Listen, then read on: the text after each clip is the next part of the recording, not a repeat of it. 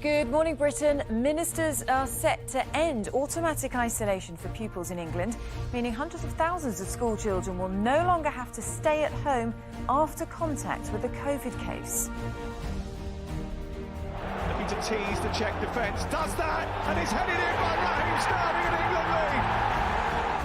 England expects, but can Gareth Southgate's boys deliver against Germany as world champions France get dumped out of the Euros? To score. Saved! Saved!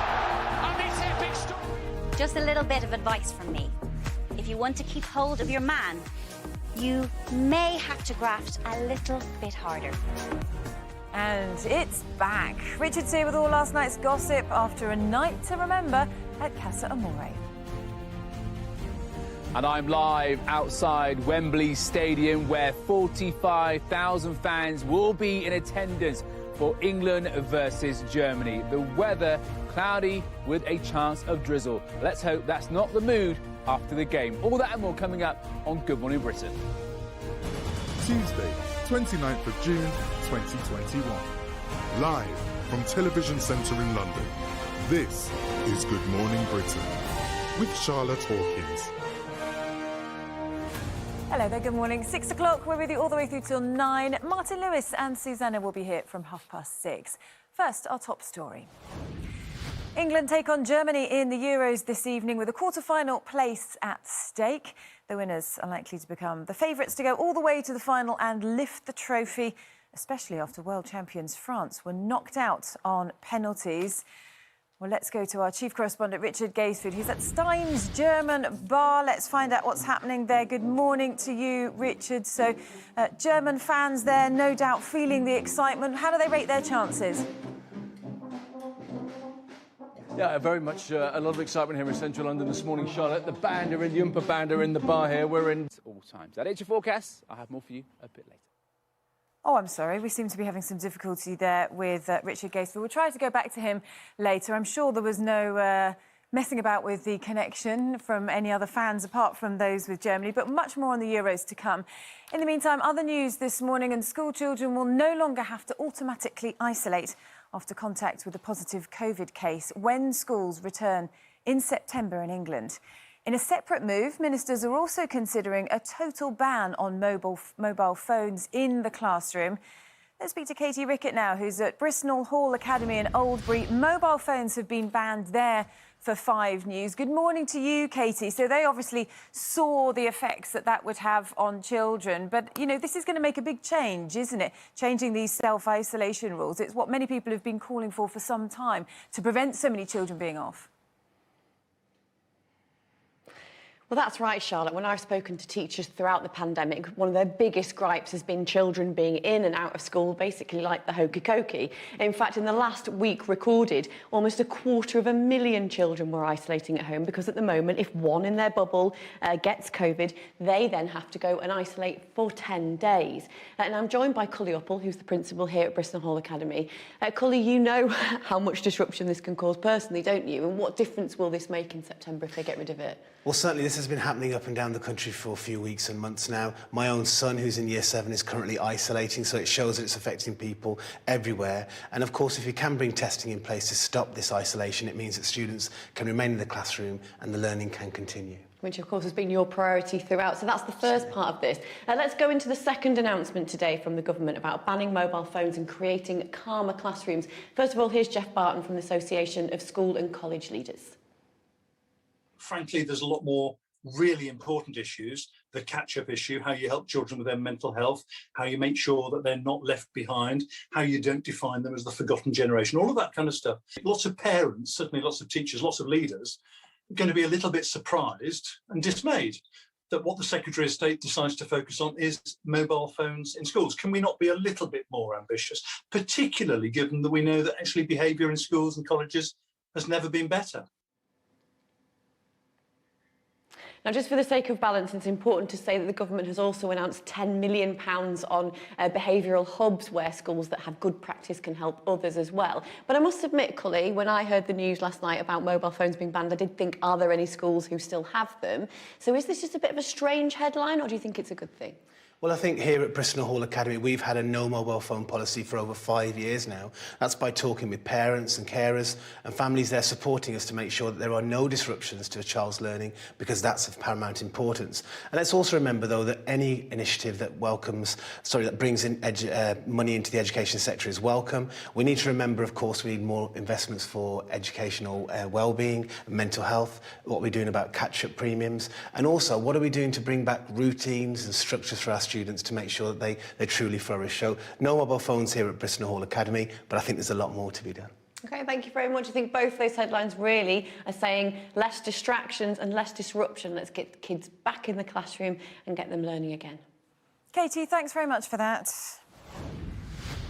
And some breaking news now. Mobile phone footage has been posted on social media showing Professor Chris Whitty, the Chief Medical Officer for England, apparently being grabbed, shouted at and held in a headlock.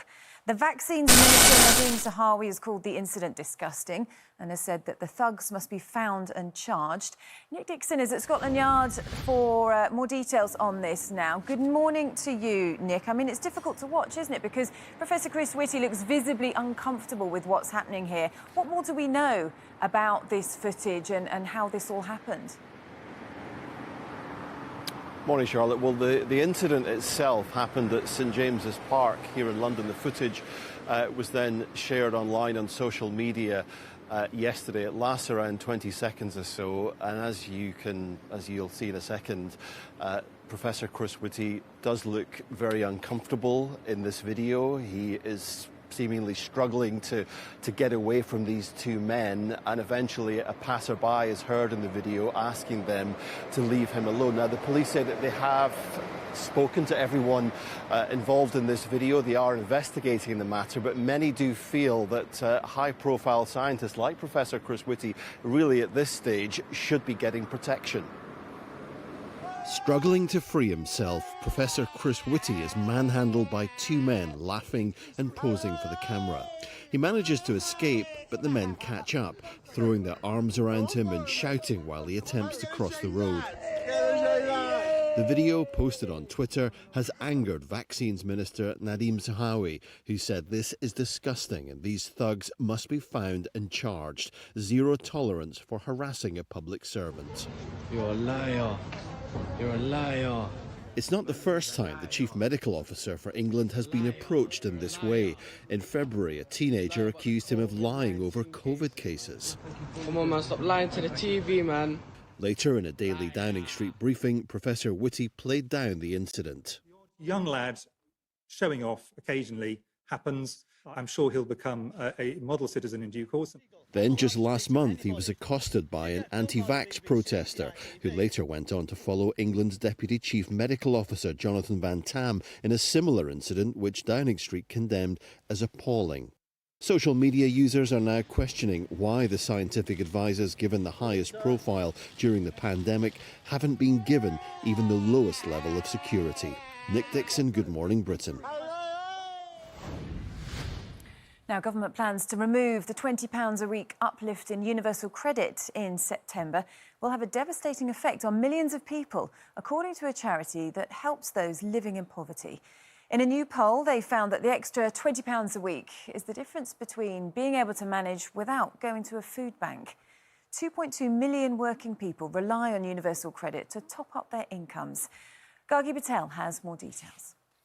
As a working single mum, Anita has learnt to shop carefully for herself and daughter Olivia. These are going to take a couple of days to buy. The £20 a week extra universal credit provided by the government during the pandemic is a lifeline. The prospect of losing it fills her with dread. It's heartbreaking. It's heartbreaking for anyone to have to pay their bills and then think, I've got nothing left to buy shopping. It's just the constant worry all the time. A new poll found almost half of people on universal credit say the extra £20 a week means they can manage without having to use a food bank. Without the extra money, 1 in 5 will go into debt. and 500,000 people, including 200,000 children, will be pulled into poverty overnight. Being able to go to the supermarket and buy your own food, or suffer the indignity of having to go to a food bank. These are people who are already making their money go as far as they possibly can. A record 2.5 million food bank parcels were given out by the Trussell Trust last year, up 33% on the previous year. Campaigners want the Universal Credit £20 uplift to be made permanent. The government says they've always been clear the uplift was temporary to help people through the pandemic, and they'll continue to assess how to best support families. Gargi Patel, Good Morning Britain. Shut the door. Right, let's go back to the football now. England take on Germany in the Euros this evening. There's a quarter-final place at stake. We can go back to Richard Gaisford. German fans there are going to see their team play in an away fixture for the first time in the tournament. Morning, Richard. I don't know what happened there. Maybe someone tripped over one of the cables, but we've re-established the link. How are they feeling there this morning about the prospects? Oh, there's excitement, there's confidence. The umpire band is playing already. The party has started here at Steinsberlin in Knightsbridge. And look, the beers are out, the fans are here, the pretzels are on the table. It is going to be a very big day for German fans. But ordinarily, of course, you'd expect tens of thousands of them to be flooding across the channel here for a game like this. Sadly, there's just going to be a few of them, Bila, isn't there? It's going to be a very different feeling. Yeah, unfortunately with the corona restriction we can't pack this place. We have to have 6 at a table, so it's about 60 that will come. And you expect it to be, a lot of fun, a lot of excitement in here at 5 o'clock this afternoon. Of course. I mean, Germany against England is always a big thing. We had it before, and it was great. And Reinhard, let me grab my beer this morning. I mean, you know, this is not the normal way for me to start the day, I have to tell you. A litre of beer, is this normal in Germany, and how many would you get through during a game? Well, it depends actually on the atmosphere, but, at least one, to start with. But, we can go up to 4 really of these, yeah? Double pints, they're going to go very fast. Well, listen, you'll know if Germany are doing well, there'll be more of these drunk this afternoon and into this evening, Charlotte. I've no doubt. Richard, thank you very much for that. We'll leave you there with the atmosphere. In the meantime, let's find out how England fans are gearing up to this, and we can go over to Jonathan Swain. He's at the Big Tree pub in Sheffield. Good morning to you, Jonathan. So it's a bit more sedate there than we've just seen at the bar with the German supporters. How are they feeling? How are they going to be gearing up later today? Morning, Charlotte. I cannot believe that Richard Gaisford is drinking a huge beer just after 6:10 in the morning. I haven't had so much as a cup of tea at the moment, but we are outside apparently the UK's best decorated Euros pub. Some 500 flags, miles and miles of bunting adorn the pub here just on the outskirts of Sheffield. I know tonight is all about, of course, England against Germany. Germany is over there, but we've got to talk about the football last night. Just sensational. Somewhere in there is the French flag and the Swiss flag. France have been knocked out, of course, of the Euros. A sensational game last night. Went to extra time, then it went to penalties. France missed their last penalty. Switzerland go through. Who would have thought that? I mean, they played some cracking football last night. And then a few hours earlier, we had Spain against Croatia. Also, that was a thrilling game. That too went to extra time. 8 goals in total. And then Spain went through, as I say, in extra time. But whoever wins tonight's match means that they have got a great route through to the final, possibly going to end up being favourites to win the Euros. So no pressure on England then. And talking about pressure, Gareth Southgate, of course, after everything that happened in 1996, he missed that crucial penalty. He, though, says that, look, his team don't have any of that because they're young lads. Many of them weren't even born in 1996. I think you can make these things as big in your head as you want, really. It's a game of football. These boys have played hundreds of them. There is, of course, great excitement, but we've got to trust in the way we prepare, transferring what we do in training into the game, and focus on the things we can control. Well, we don't have music or a band here. We do have some rather very keen fans here. Look, I know kick-off is not till, what, another less than 12 hours away. Morning, you all right? There's cups of tea here, no beers in this pub, let me tell you. Adam's landlord. Adam, you're going to be packed though tonight, aren't you? You've become a bit of a tourist attraction. Yeah, we've gathered a lot of attention. And do you pull down the flags when the teams are out? No, we're going to leave them up till the end of the tournament. Right, fantastic. And what are you sort of things are you doing? What people are you going to be laying people on tonight? What things are you be doing for everyone? We've got guys going around with trays full of burgers and hot dogs and fries and stuff like that for the guests that are coming. We're fully booked inside, but we've got plenty of space in the outside. We've got the football anthems playing in the background, 4 TVs in the beer garden, optimal viewing everywhere. Yeah. Fantastic. OK, well, the kick-off tonight is at 5 o'clock from Wembley. Charlotte, I think it's time. Got myself a beer, looking a bit empty-handed here. You are, aren't you? Should we let you get on? Thanks very much for that, Jonathan. And as Jonathan was saying, that kick-off's at 5 p.m. I suspect there might be a few people finishing work early this evening to make the most of it. Let's find out what the weather's looking like, shall we? Alex is outside Wembley Stadium. Good morning to you, Alex. So what's it going to be like then? Fingers crossed that the weather's not going to hamper their efforts. Do you know what the good thing is, Charlotte, is that here in the UK, we are used to playing in all different types of weather, but the conditions tonight actually won't be too bad at all. You can see it's cloudy overhead here at the moment, so this is pretty much going to be the scene for kickoff. There is a chance actually that we could see a bit of rain as we move into the second half, but that is not going to affect the players at all. But I really hope that the mood after the game for England isn't damp and drizzly. Fingers crossed. I really do think that the boys are going to do it tonight. We've got to get behind them.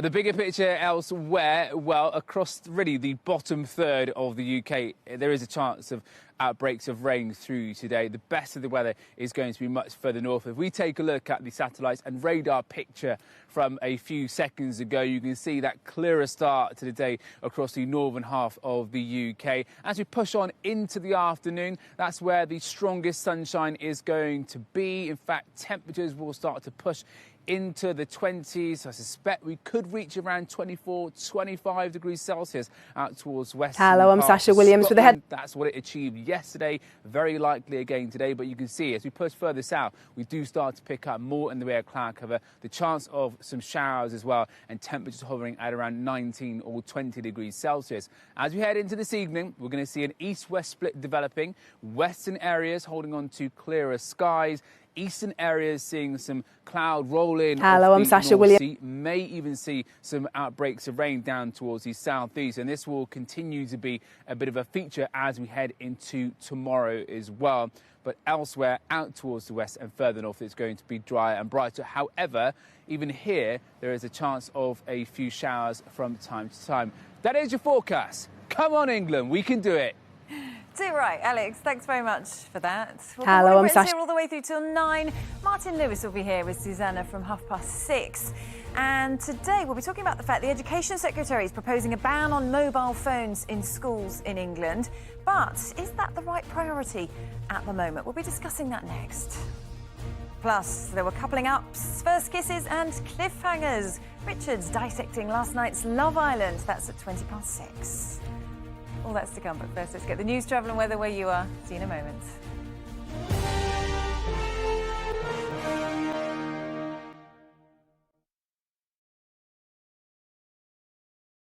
Hello, I'm Sascha Williams with the headlines in the Anglia region. A water company's been fined £100,000 after a man died falling down a hole its workers had dug in Luton. Matthew Wilmot had been walking home from the pub in 2017 when he fell into the hole, which hadn't been made safe. Yesterday, M&S Water Services was fined and ordered to pay prosecution costs. Addenbrooke's Hospital says it saw a dramatic fall in coronavirus infections and ordered to pay prosecution costs. Addenbrooke's Hospital says it saw a dramatic fall in coronavirus infections among staff when it upgraded the masks worn on COVID wards. They made the change to filtering masks in December despite official guidance, and since then have seen up to a 100% cut in staff infections. They say it shows an urgent need to look at the kind of PPE offered to frontline workers across the NHS. Organisers of next month's Latitude Festival are said to be very aware that if anything goes wrong with COVID safety, it will have a significant impact on the festival industry going forward. The Suffolk event confirmed on Friday it would run in July with full attendance. The 1 millionth COVID jab has been administered in the Bedfordshire, Luton and Milton Keynes area. Health bosses have thanked its hundreds of volunteers and staff for adapting to work in venues like rugby grounds, churches and mosques and even on buses. Scientists at the Earlham Institute in Norwich have begun their first ever survey on bee hotels. They're asking people how they build and maintain them in an effort to make them more effective at boosting bee numbers.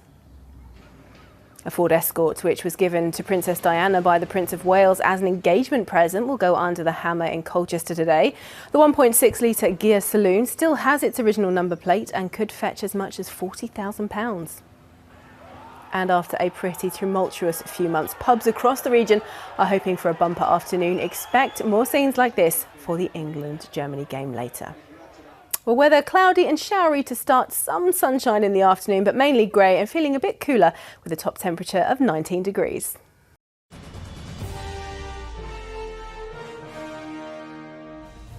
Hello there, let's take a look at the front pages of today's newspapers now, and several of the front pages today are leading with the new Health Secretary's confirmation that the final easing of lockdown measures in England is still set for July the 19th.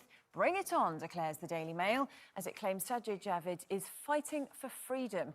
He told MPs on Monday that ministers see no reason to go beyond that target date, with the number of deaths still mercifully low despite rising cases.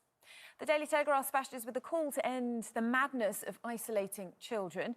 The new Children's Commissioner for England, Dame Rachel de Souza, tells the people bubbles and self-isolation from schools should be scrapped as soon as possible, warning of the trauma being inflicted on a generation of children. And the Times leads on plans for schools to become mobile-free zones. Gavin Williamson has vowed to impose a nationwide classroom ban, under which heads will be told to stop pupils using their phones at any point during the school day.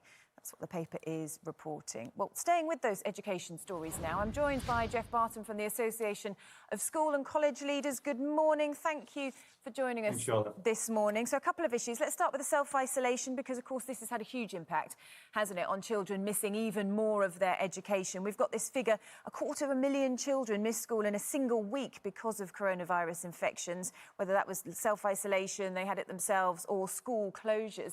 It's had a massive impact, hasn't it? Is this the right move, though, do you think? Because, of course, maybe teachers will be worried if this system is scrapped. Well, it's a very good question, Charlotte. You've got the situation now, which, as you say, has got extraordinary levels of disruption to young people's learning, not because they are, in most cases, showing any symptoms or signs of COVID, but because the bubble system means that if you're a head teacher, the regulations expect that if there is somebody who's got those symptoms, you have to send the whole bubble. And in secondary schools, that can sometimes be 240 young people, a whole year group. So that's what we've got now.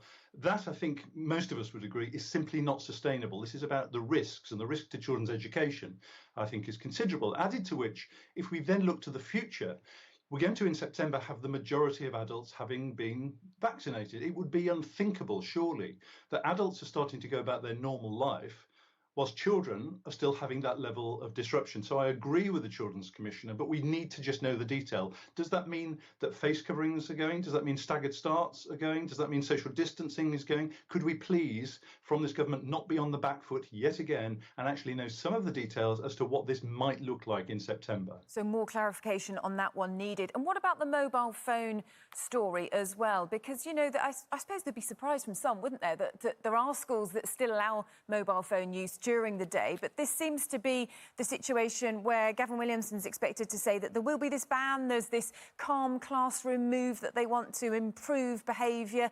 Do you think this is the right focus at the moment for schools and education?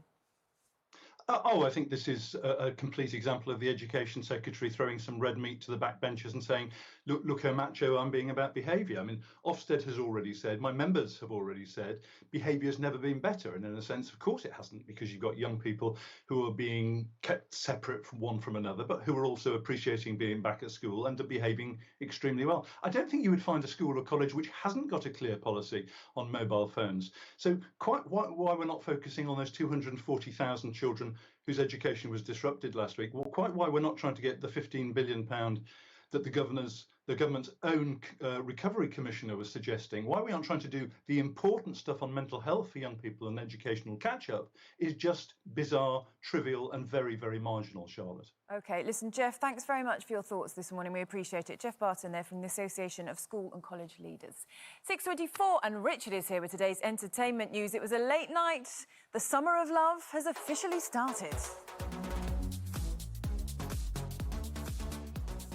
Yes, good morning, Charlotte. It was a scorcher. It wasn't actually what resistance is futile. You've just got to let this show wash over you over the next couple of months. We melted, didn't we, in the comfort of our own homes as we met the Bevs of 2021. And it wasn't long before they fired up that Factor 50 and officially got grafting. And I, for one, had a few flutters. Probably a story for another time. I wasn't the only one, as the crowds turned out for Love Island parties up and down the country to celebrate the return of the show, with two familiar faces seen soaking up the action as former Islanders Chris Hughes and Joe Garrett watched on, snuggled up in some sun lounges. There's the boys there. But before we get cracking on with the brand new series, I don't want to mug anyone off, so here's your first and official Love Island spoiler alert of the summer.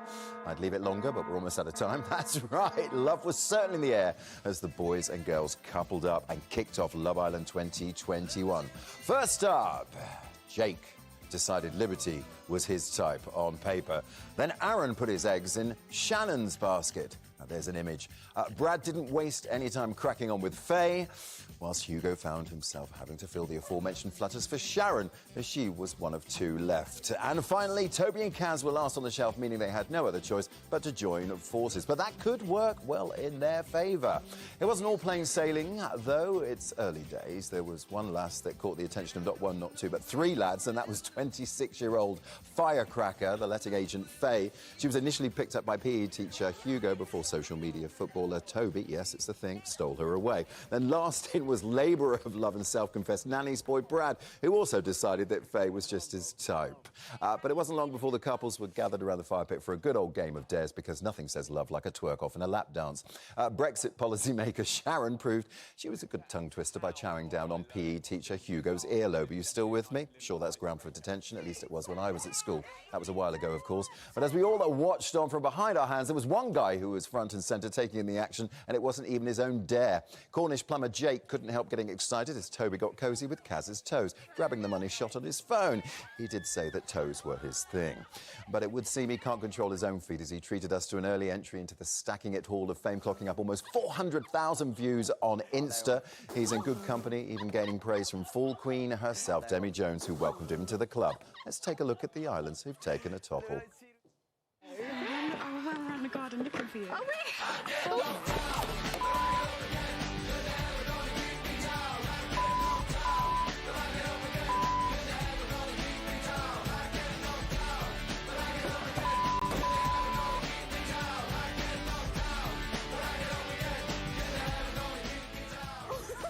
Isn't it lovely to see the young people having fun? Tune in tonight at 9 p.m.